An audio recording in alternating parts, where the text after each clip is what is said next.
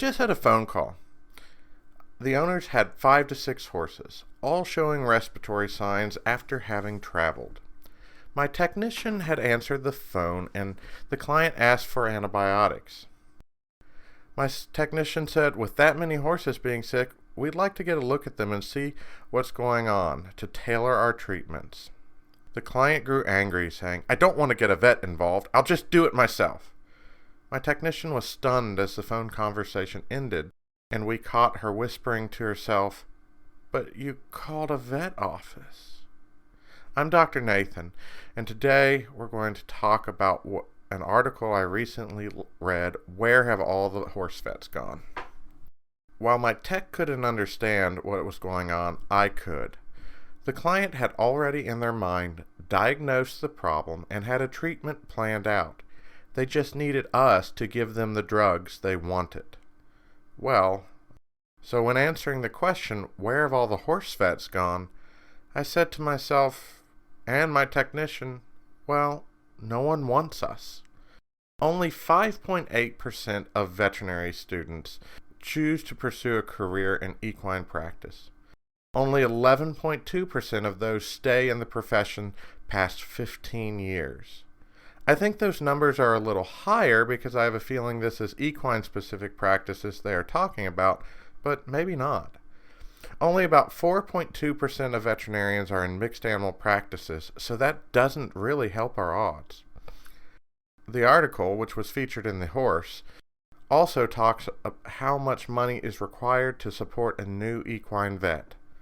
I have to say, I'm not able to offer those salaries to anyone coming out of school. So it's going to be hard for me to get an equine vet in my area.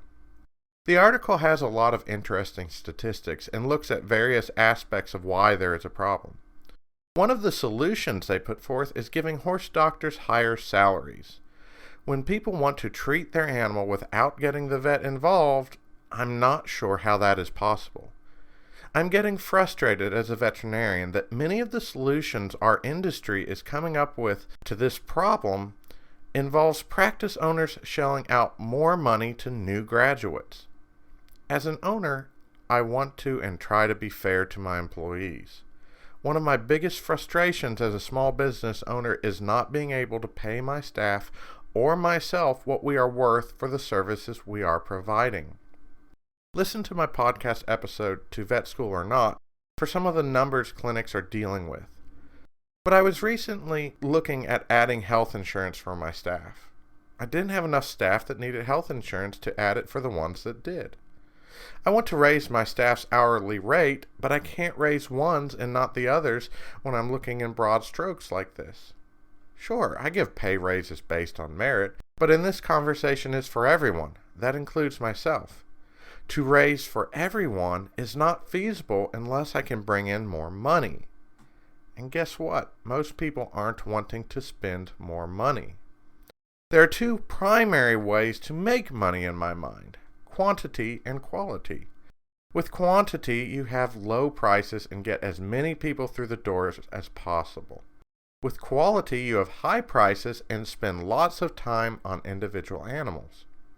In reality, most clinics work with a mix of these 2, but this is a fight with clients. If you practice the quality, you have to have the prices to reflect the time you are sitting and talking with the client. We have so many clients that just want to sit and talk. I can't do that. Sure, I have my schedule that gives me time to explain diseases to clients, but I can't sit and talk about their days. But that's what they want. They just don't want to pay for it. I've always tried to keep my drug costs low so people can afford to treat their animals. So by doing that, I need to push a few more people through the doors for exam fees to cover that gap. So I'm not usually one to sit and talk about where I live and who my wife is and how my clients' grandchildren are doing. And think about that for the above situation. If I get my drug prices low so everyone can afford to do the treatments, and they just call for the treatments, wanting the drugs without exams, where do I get the money for my staff? I need clients willing to pay for my expertise. I need clients who realize if I keep my exam prices lower, I need to see more exams, which necessitates that I'm not in the truck on farm calls all day. I need clients willing to accept that they may have to haul their horse to the clinic.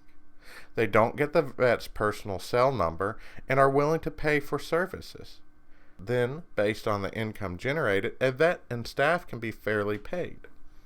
It's getting a little old to suggest clinic owners need to offer more benefits and compensation to vets instead of getting clients willing to use a vet. The article says, as we've described throughout this article, sustainability is a key word in the multifaceted solution to the current crisis. Sustainable salaries, work hours, emergency coverage duties, and boundaries are the changes needed to keep veterinarians in equine practice long term. I agree with this and I don't. I've seen many practices take advantage of younger vets and not offer a fair job and overwork them because it's all about the money. But everything in that summarized goal can't be done without the clients, and it seems it's the practice owner's responsibility to accomplish these goals. That has been what I've been doing in my practice, and it isn't sustainable to hire more vets for equine work because my equine work has decreased when I make those boundaries. I've had a colleague tell me this is growing pains, and I hope it is, and in a few years we will be seeing more horses. But when I do what's recommended in the profession, as a business owner, I'm not going to hire more horse veterinary help if the clients aren't following. So my question I keep asking, do clients want veterinarians, or do they want their friend down the street to give them some free advice?